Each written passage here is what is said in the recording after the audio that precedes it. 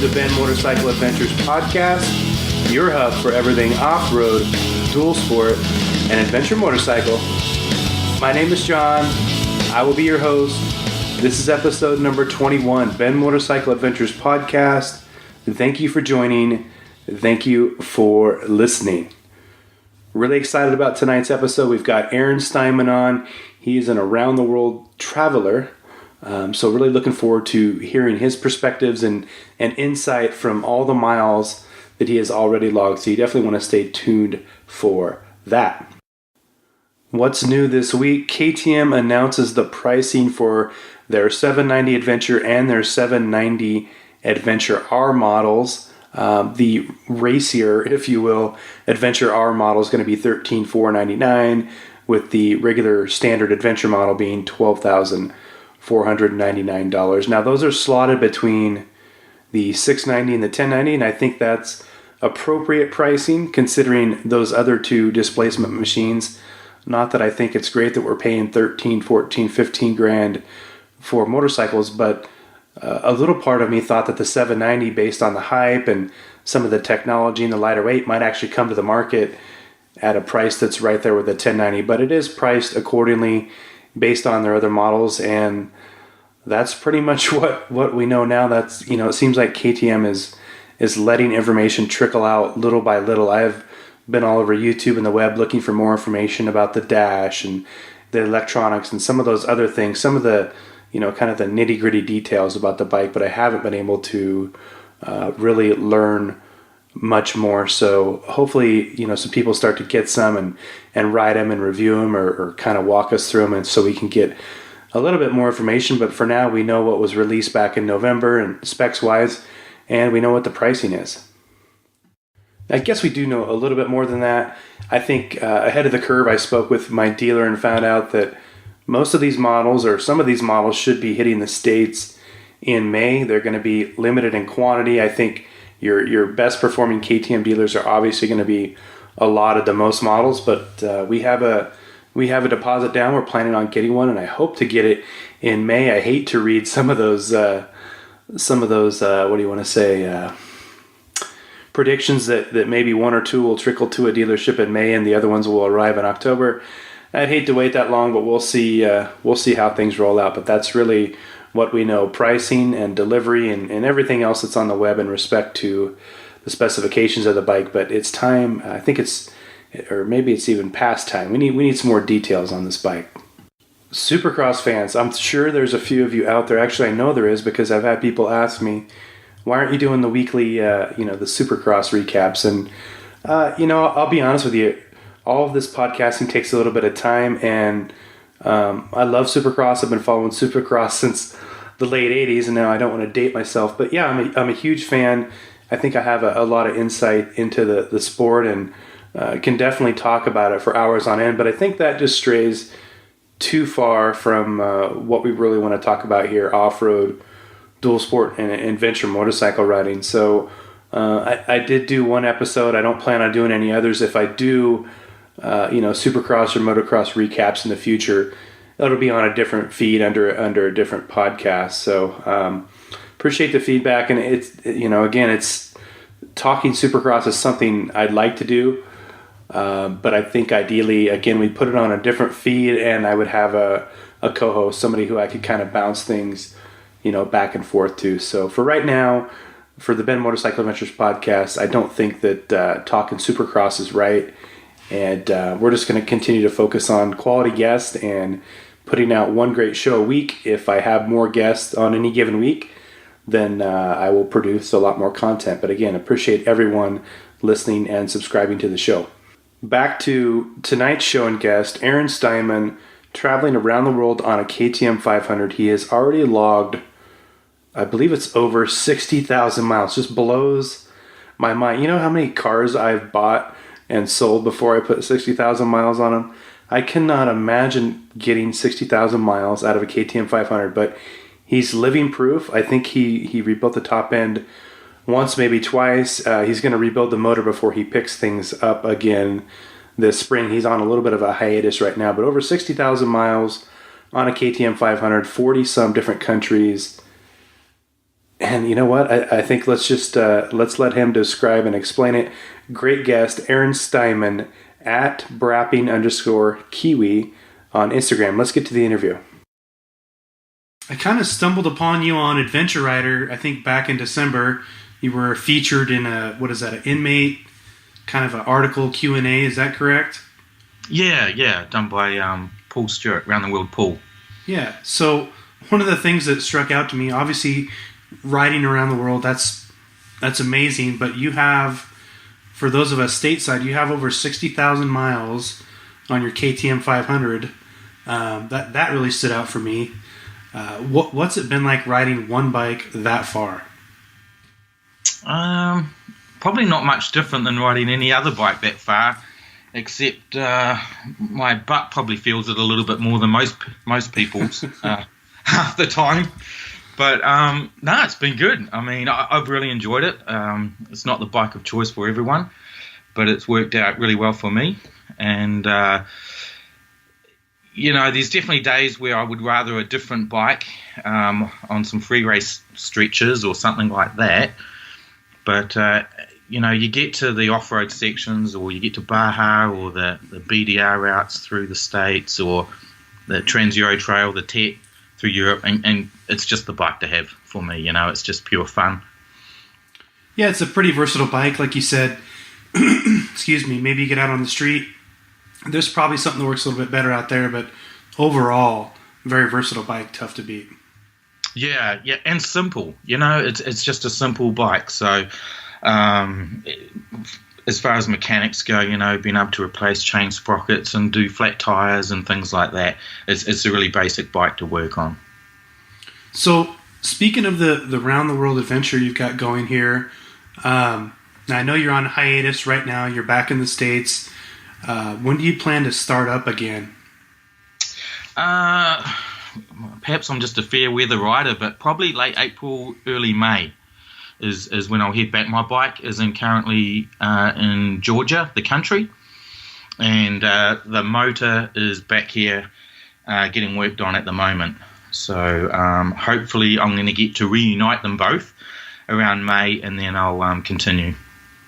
So is weather a problem in Georgia, or is weather going to be a problem, right now wherever you're headed, kind of long term? What do what countries are kind of would experience the kind of weather that might keep you off the road for a while? Originally, when I left Portland, I had intended to go, and this was kind of the second leg of my journey. I'd started in New Zealand, and I did top to bottom in New Zealand. And I thought I'd better at least do that before I leave. And then I had the bike shipped to Chile, and then carried from Chile to Dead Horse, Prudhoe Bay, Alaska. And that was sort of like the first big section of my trip. And then this next section, I rode across from Portland to Toronto and got the bike flown from Toronto to London. And my intention was to go from London straight across Mongolia, Russia, get to the other side to either Magadan or Vladivostok. I hadn't quite worked that out. But that was a goal, to spend the summer doing that and checking out the Trans-Euro Trail on the way and stuff like that. But it just took longer than I expected. I got to London, and when I was sitting there, I'm like, man, Ireland's so close. If I don't go do it now, I may never get to do it. And so I go over to Ireland, and then I'm there, and I think, well, the bottom of Ireland's right there, so I'll just go do that. And that sort of just kept going. And then I'm like, well, I'm here, Scotland's right there, and I had a friend up in Edinburgh, so I'm like, well, I might as well go see him. And then I'm there, and I'm like, well, the top of Scotland's right there, and there's the Route of 500 around Scotland, so I might as well go check that out. And it just kept going like that, where all of a sudden the summer started getting away from me, and I carried on down through Portugal to Morocco, and by the time I looped Morocco and started coming back out, I sort of looked at the distance I had to do and the amount of time I had to get there before winter hit. Like, I don't want to be caught in Mongolia in the middle of winter, or Siberia or something like that. And it was either deciding to ride every day and do big days to push it across to the other side, or just to kind of throw the plan, whatever plan there was, out the window and literally take it day by day, and then just ride the summer out and see where I end up. and as it happens, Georgia, the country Georgia, is where I ended up. Okay. That kind of prompted a question for me. What was the longest day mileage-wise you've had out there so far? I would say mileage-wise, the longest day would have been when I went to Dead Horse up and did the Dalton Highway in Alaska. Because I camped outside of Coldfoot, and it actually rained that day. I stayed an extra day at Find up the next day. And I think what's that? It's about 350k, I think, from Coldfoot to Dead Horse. Just loose memory. Maybe a bit more. And then I got to Dead Horse, and Dead Horse is like a little oil town. Most people stay there a night. It's not cheap. You can't camp there because of the bears and different situations. So you either pay, I think it was $100 or $120 for a night to stay there and then leave the next day. And I was traveling with a couple Canadian guys, and we got up there, and it was about 3 p.m, and it was the solstice, so we've got 24-hour sunlight. So we started talking, and we were like, well, no point staying here and spending the money, and it's a dry town. We can't even have a beer here. So so we just went, hey, let's just turn and burn, let's just turn around and go back to Coldfoot. So that's what I did. It was a pretty decent long day on the bike, and I think 700 and something Ks that day. But yeah, I mean, I was probably out there for 12 hours, something like that. But it just took my time. Like, I stopped a few times. It was an amazing day. The weather was awesome. So it was just nice to sometimes stop for 10 minutes and take photos and just chill and take it all in while you're there.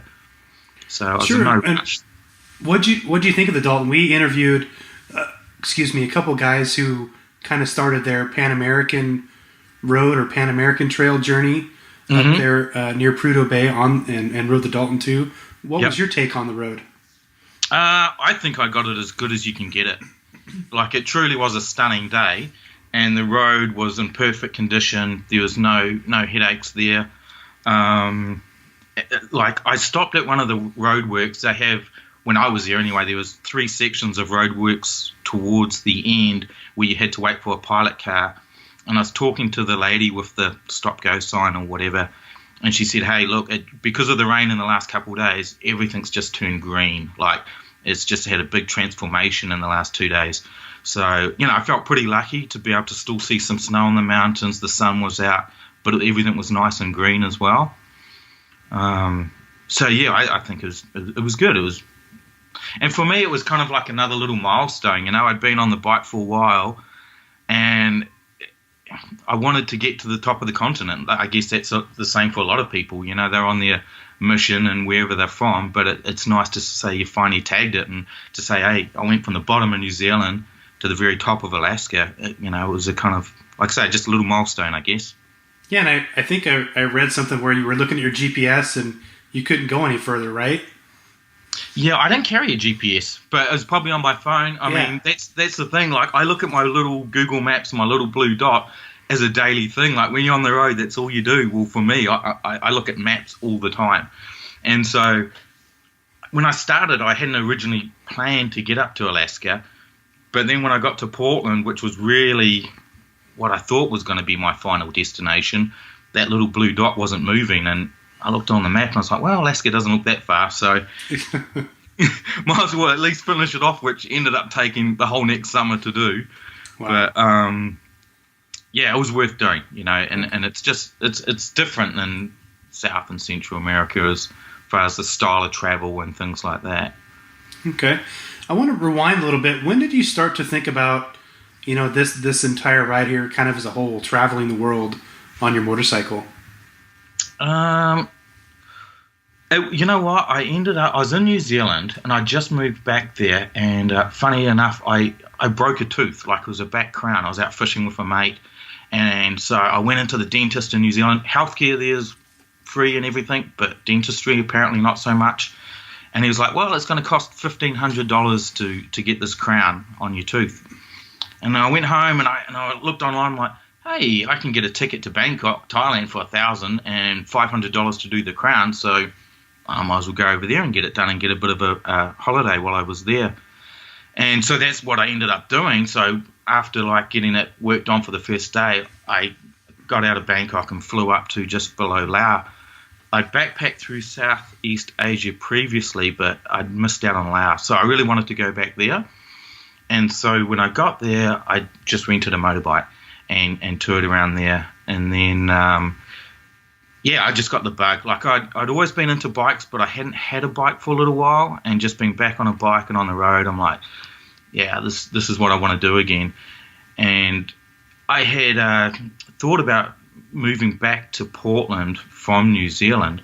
So I was like, hey, if I'm going to move back there and I'm going to be in between jobs, why don't I just spend a few more months and get a motorbike and ride back. So that's sort of what ended up what happened. Have you done any other motorcycle travel with groups? Not so much with groups. Like those two guys I did the Dalton on were a couple of Canadian guys, Andrew and John, funny guys. And I'd met them when I went to the Dust to Dawson in Dawson City up in the Yukon there. So it was just good timing, and they're fun to hang out with. So we went and did the Dalton, but then I sort of parted ways a couple of days later and things like that. In general, I've never signed up for a tour ride or anything like that. I've normally always travelled alone, not by choice all the time, but it's hard to find someone that's going to have the same time schedule as you, the same destination they want to do, the same budget as you. That's another thing to think about. Everyone's got a little bit of a different budget on where they want to stay, things like that. So I've sort of done most of it on my own, but I've ran into people on the way. I ran into a guy, Moritz, when I was in Ecuador. Great guy, German guy, and we just sort of connected and didn't say anything, but we rode together one day, and the next day we just rode again, and we ended up riding for about 2 weeks together up through into Colombia. And then, our time schedules changed. I'm like, man, I've got to get the starter at over to Panama, so sort of split ways there. And then you're back on your own again. So which I kind of like sometimes. Yeah, I wanted to ask you how that's... So you've spent a little bit of time riding with other people. How is again being out there by yourself different for you? You just feel it on the first day. I mean, I think it's definitely a security blanket when there's two of you. Because if you break down, you've always got someone there that can ride to the next town or can maybe give you a hand to fix it or whatever it may be. I remember I rode with another guy, Neil, when we were going through Nicaragua. And it was the day I said, hey, we were just on a different time frame. I was starting to pick up my pace and he wanted to slow down a bit. And, I don't want to change anyone's sort of travel plan. So I'm like, hey, I'm just going to take off from today. I remember riding off that day, just having that nervous feeling again in me where everything was just easier before. So, to me, it makes a difference. It makes a difference when you're really out there. If you're in the middle of a BDR route or in the middle of nowhere, you just sort of, it's a bit more nerve-wracking, I guess. Yeah, I felt that this past year too, but I kind of had a greater sense of being too. I felt more alive being out there by myself, and maybe it was the adrenaline from being alone and not seeing anybody for 4 or 5 hours. I'm sure you've been much longer stretches without seeing another human being yourself, but I kind of understand where you're coming from there. Yeah, it's just a little bit different, and I think sometimes when you if something's harder to accomplish, which I think solo travel is to a certain extent, you get a little bit more satisfaction from it. If you feel like you've put yourself out there a little bit more, then once you've completed it, you're like, man, I get a little bit more reward from it. Sure. So, that's part of it. But it has its downsides, You definitely, I've gone days in countries where I don't speak the language for 4 days and I've hardly said boo to someone because I haven't found someone that speaks English, and you run into another traveller and all of a sudden you can't stop talking or something like that. Yeah, and I wanted to ask about that. How do you overcome that language barrier? You're looking for food, looking for fuel, things of that nature. How do you kind of navigate that maze? I think my sign language has got a whole lot better. It's surprising what you can do. Like, it's pretty easy to tell someone you're hungry or point at food, or if you need gas and you're not quite sure where a gas station might be, you point at your tank on your bike. And I think so much can be said through just sign language, and I try and pick up some basics as well through the countries, at least the please, thank yous, and maybe where is this, or hotel or campground or whatever it may be. Sure.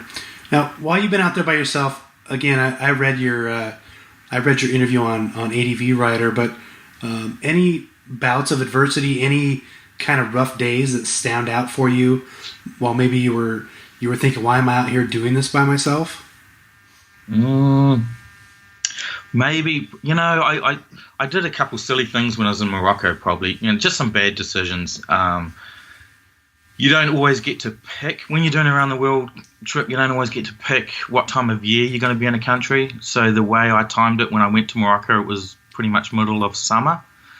Not the ideal time to be in Morocco.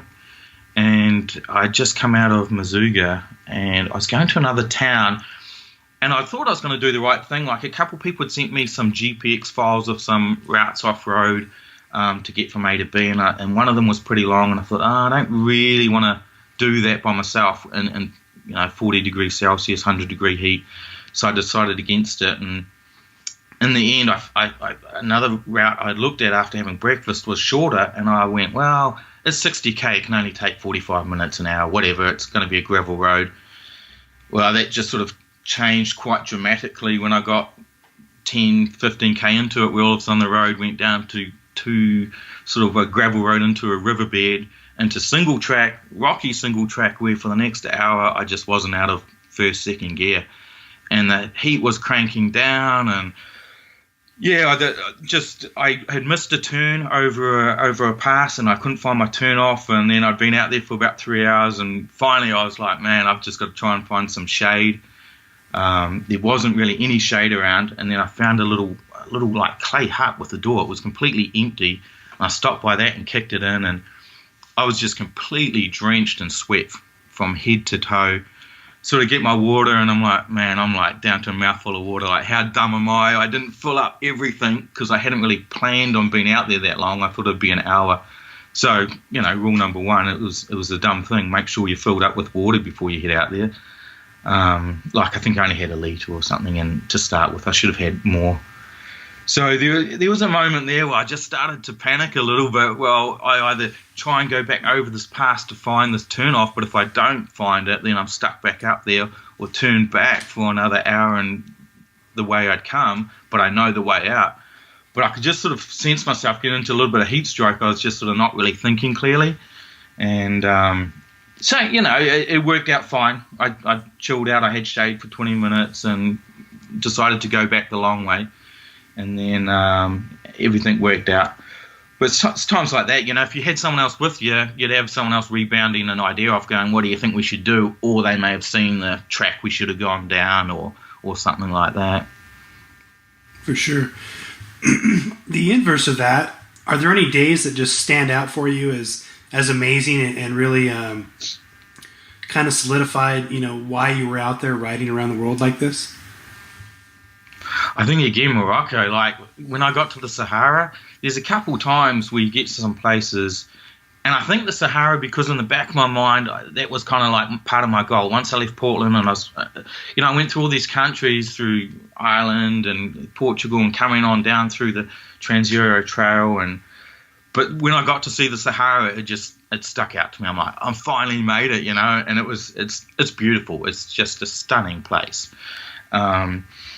So there's, crossing the Andes. I mean, the Andes are really hard to beat. To cross them for the first time, and I just really started to be on the road from New Zealand, and that was a pretty awesome moment as well. And then just some days we have some really great interactions with locals. I mean, those always stand out when you see them trying to help you out or do anything for you. Has there been any times where maybe at border crossings or in certain countries where you didn't feel safe, or has everything gone pretty smooth for you? I don't think I've ever felt unsafe. I had a border crossing from Bolivia. I was in Cartagena into Peru, where I'd gone through all the right stuff, and the last piece of the puzzle was to get your paperwork from aduana on the Peruvian side. And the guy just kept looking at me and documents no good, and after like 20 minutes his buddy left and he rubs his fingers together like the universal sign for give me some money, and I make documents good.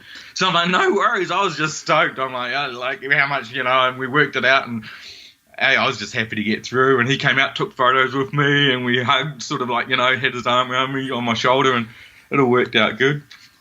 Just sort of greased the wheel a little bit. But border days I would just go into with a different attitude through South and Central America. I would just try and get there super early and just think, okay, this is going to be my day. It's going to take as long as it takes, and just go through the process. But it's always worked out. I got turned away. When did I get turned away at? Bosnia. I got turned away at Bosnia because my insurance for my bike, my green card insurance, ran out that day. And it was at a really small border, so they couldn't do anything. So I had to just work out a bigger border entry to go through, and that was no big deal. So I've seen some photos of your bike and your tent. That the one that stands out for me is the one in Turkey with all the balloons, obviously. But are you sleeping in your tent every night, or are you utilizing some sort of lodging along the way? Or are you balancing that out, or? It depends which country I go through. Through South and Central America, it was cheap enough where actually all the time I stayed in hostels or a little place. I lost my sleeping bag and my tent got burnt going into Bolivia, so I didn't really have the option after that, and I didn't want to buy a new one. But as soon as I hit North America, like that summer I went up to Alaska, I think I lived out of my tent. Out of 4 months, I only had a roof over my head about 5 times. So it was pretty much full time living out of the tent. And then through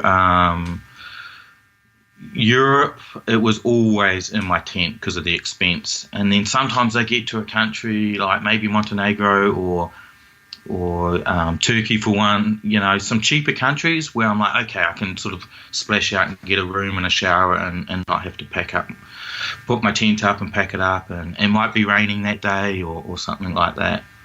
But most of this time on this last trip, it was in my tent as well. Okay. Now, we kind of touched on this a little bit earlier, but there's a lot of adventure bike and dual sport options out there. Why did you ultimately choose the KTM 500 over everything else? It might be my scumbag dirt biker coming out of me or something like that. I look at that bike and I just think it's a cool bike, and it's just a wheel stand weapon. It's a fun bike. And if you think about it doing a round-the-world trip, like, yeah, it's dumb. But if you think about it, hey, I'm just going to use that bike for the next day or two, what a fun bike to be on.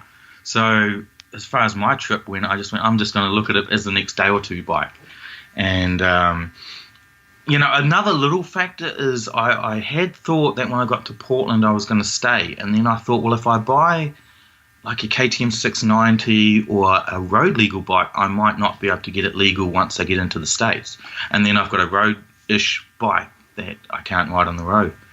So I thought this way, if I have the 500, even if it's not legal on the road here, then I've still got a good dirt bike to go out and wrap around the woods in and do whatever on. And then growing up, me and one of my good friends, we always thought that we'd have XR 600s to do New Zealand on. So to me, it was like, well, that's kind of a modern day XR 600 in a way. It's kind of street legal dirt bike. Yeah, I was out riding today. I actually seen somebody ride one by when I was taking a break, and I thought, man, those things are timeless. They're everywhere. The 600? Yeah. Yeah, they certainly are. It'd actually be quite intriguing if they brought out like a really modern day version of one, Well, I think that'd be amazing. I'd have to try it out. Yeah, for sure. So, it's held up well. The thing, I've done a bit of work on it, but it did, well, I got from the bottom of New Zealand to Alaska and back down I came back down, I went through the Washington BDR and hooked onto the Continental Divide down to Colorado, and then back up the Utah BDR to Portland. So that ended up to be nearly 70,000 Ks, and I had to do a top end, but that was at 800 and something hours, 870 hours. So I can't even fathom that. That blows my mind. It surprised everyone, and honestly, it surprised me as well. Like, everyone was telling me before I went, it'll never make it, it'll never make it. And I'm like, yeah, they might be right. I think it's going to do better than what people think, but it did better than what I think it was going to do as well. Yeah, I would have no concerns about the durability of the bike, but that many miles, that many hours is just not something that's common. It's just, that's crazy. Yeah, I guess you got to do that to get around the world somewhere. So how did you, routine maintenance, how were you able to pull that off along the way?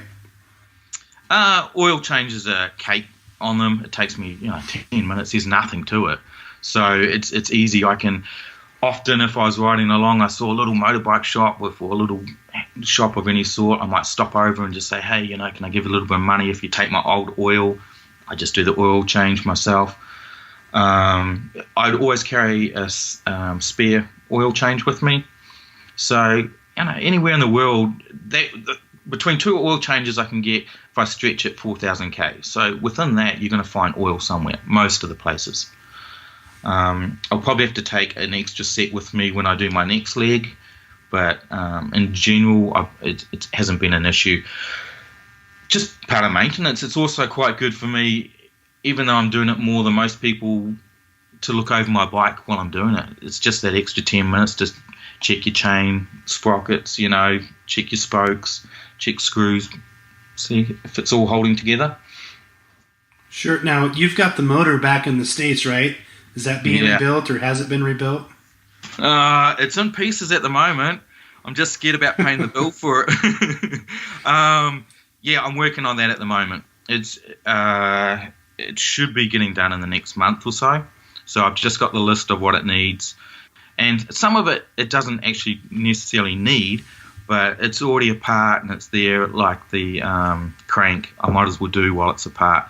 And a lot of it is peace of mind.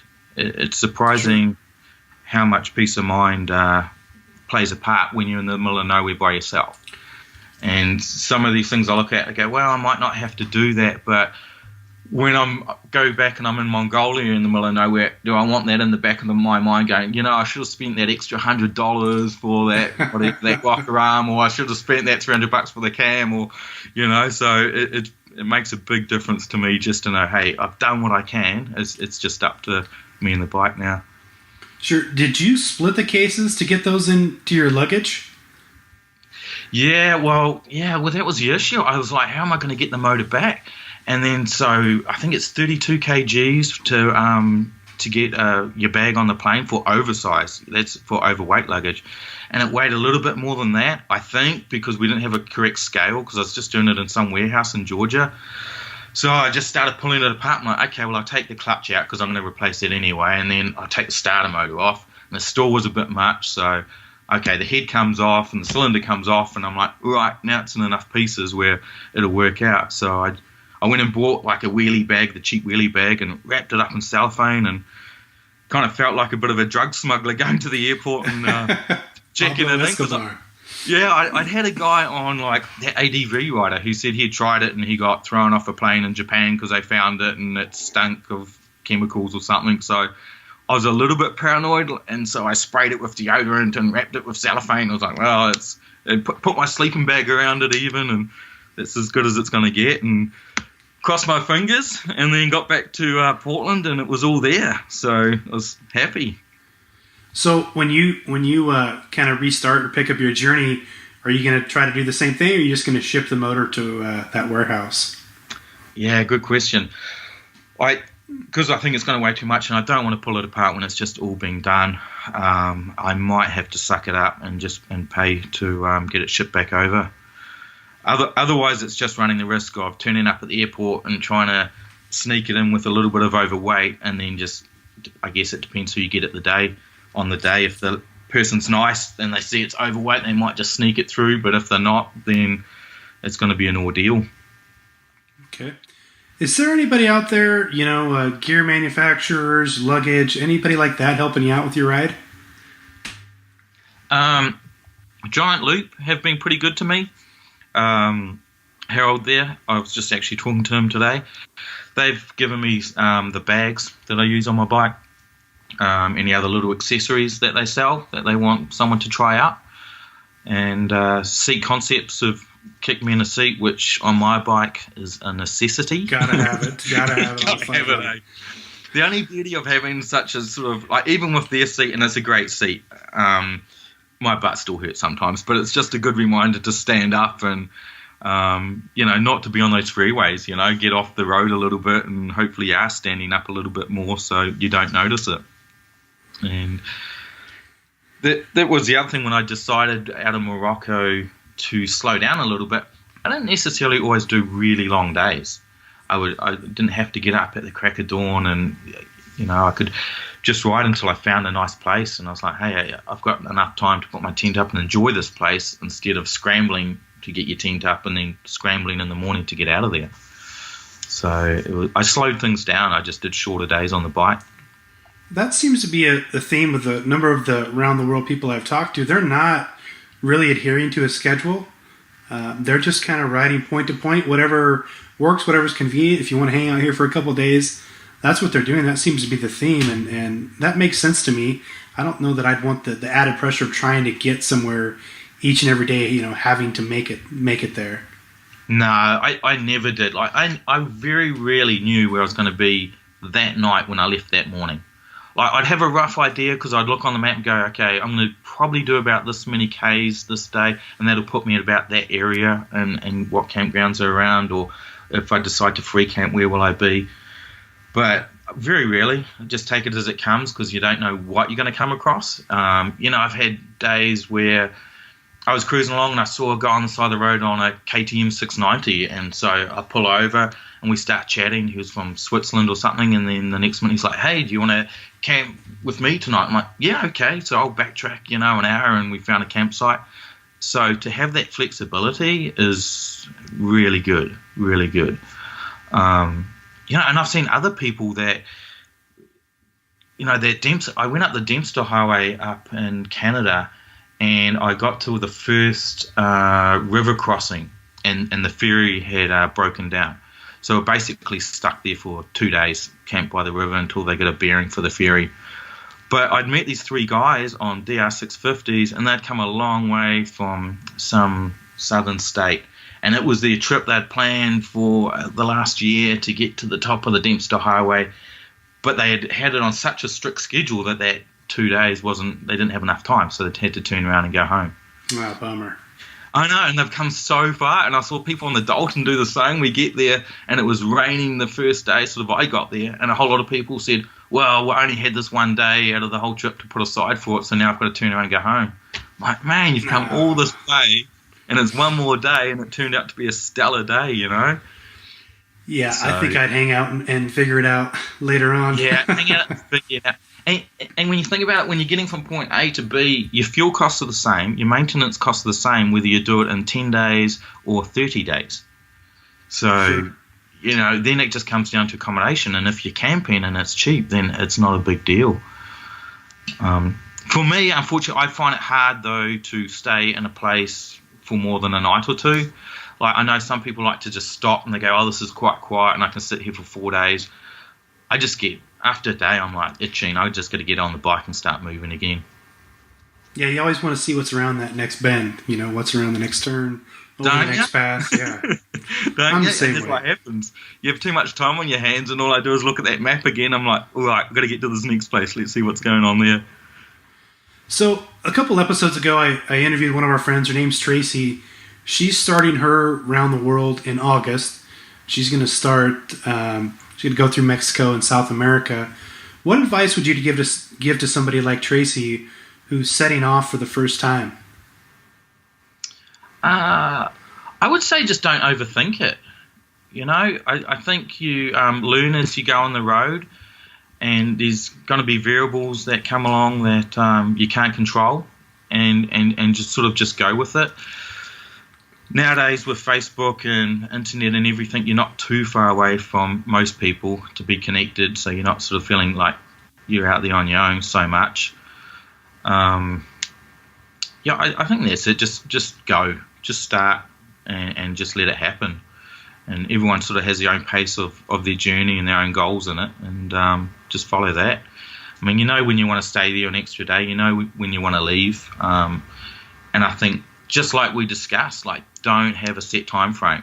Try not to go, hey, I have to be here by the 30th and there by the 15th the next month and things like that. And then all of a sudden, if you don't make it for some reason, you go, you might be stressed because you're trying to push it to get there by a certain date. Yeah, it's not worth it. You just sort of take it as it comes. Like, how many times in life do we get this opportunity to not be on a set schedule and to have that? Sure, very rarely, very rarely. Yeah, it's tough. So my last question's for you. I'm curious, what have you learned about yourself that maybe you didn't know before you set off on this adventure? Man, save the tough one for last, eh? You bet. That's what I do. I just lull you to sleep. Yeah, I think it's helped me slow down a little bit, and patience hasn't always been a great thing for me. It's given me a lot more patience, and it's given me a lot more appreciation for the things we do have. I mean, you go through all these countries through the world. I think, I've been through 44 on my bike now, and there's a heck of a lot of people out there with not a lot of money that are working really, really hard, and it doesn't look like they're going to go anywhere, be it in the middle of Peru somewhere or the middle of Albania or Turkey, wherever it may be. I mean, so I think it's to be really thankful for what you do have and thankful for your health to be able to go and do these things. I think it's a big appreciation for being able to do it and have what you have. Yeah, it's interesting to hear from some of you about how this type of travel really kind of shapes your perspectives and everything moving forward. It's life-changing, right? There's a lot of good people out there, and besides the language barrier, quick great story. I was in Portugal doing the Trans-Euro Trail there, and I came across a river crossing, and it looked pretty deep, but I couldn't really tell. So I went to walk it first, and it came up basically, nearly to my waist. I was like, okay, it's a bit deep on the turnaround. And about 20 minutes later, I came into it wasn't even a town, it was just came in a corner, and there was kind of like a bar there, a concrete building with about 10 old guys out the front and plastic chairs, and one guy's got a razor, and it must be haircut day. He's giving everyone a haircut. So I pull in there, and I took my boots off, and I'm wringing my socks out. They're just sodden, and it just started to rain. So I was like, okay, I'll just sit under the shelter for about 20 minutes. And they were sort of pointing and laughing at me and stuff like that. But then one comes over, and my go-to thing when wherever country I am is I pull my phone out with the Google Maps on it, and I show them New Zealand, and I point to me, so they and the bike, so they kind of know where I'm from.